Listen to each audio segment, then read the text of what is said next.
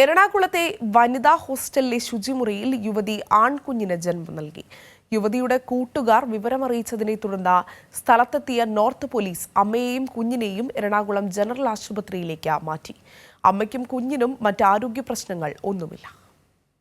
ഇന്ന് രാവിലെയാണ് എറണാകുളത്തെ വനിതാ ഹോസ്റ്റലിലെ ശുചിമുറിയിൽ യുവതി പ്രസവിച്ചു കിടക്കുന്നതായി കൂടെ താമസിക്കുന്ന സുഹൃത്തുക്കളുടെ ശ്രദ്ധയിൽപ്പെടുന്നത്.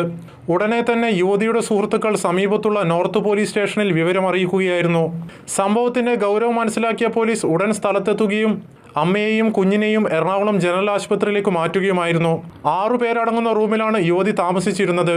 ശുചിമുറിയിൽ കയറിയ യുവതി ഏറെ നേരത്തിന് ശേഷവും പുറത്തിറങ്ങാതായതോടെ സുഹൃത്തുക്കൾ വാതിൽ തട്ടി വിളിക്കുകയായിരുന്നു. ഒടുവിൽ വാതിൽ തുറക്കാതായതോടെ 6 പേരും ഒരുമിച്ച് വാതിൽ തള്ളി തുറന്ന് അകത്ത് കയറിയപ്പോഴാണ് നവജാത ശിശുവിനൊപ്പം യുവതിയെ കണ്ടത്. യുവതി ഗർഭിണിയാണെന്ന് മറ്റു സുഹൃത്തുക്കൾക്ക് മനസ്സിലാക്കാൻ സാധിച്ചിരുന്നില്ല. യുവതിയുടെ അവശത സുഹൃത്തുക്കളുടെ ശ്രദ്ധയിൽപ്പെടുമ്പോഴൊക്കെ മറ്റ് ആരോഗ്യ പ്രശ്നങ്ങൾ പറഞ്ഞ് ഒഴിഞ്ഞുമാറുക പതിവായിരുന്നു. കാമുകനിൽ നിന്നാണ് ഗർഭം ധരിച്ചതെന്നാണ് യുവതി പോലീസിന് നൽകിയ മൊഴി. മൊഴിയുടെ അടിസ്ഥാനത്തിൽ കാമുകന്റെയും യുവതിയുടെയും വീട്ടുകാരോട് എറണാകുളം നോർത്ത് പോലീസ് സ്റ്റേഷനിൽ ഹാജരാവാൻ നിർദ്ദേശിച്ചിട്ടുണ്ട്.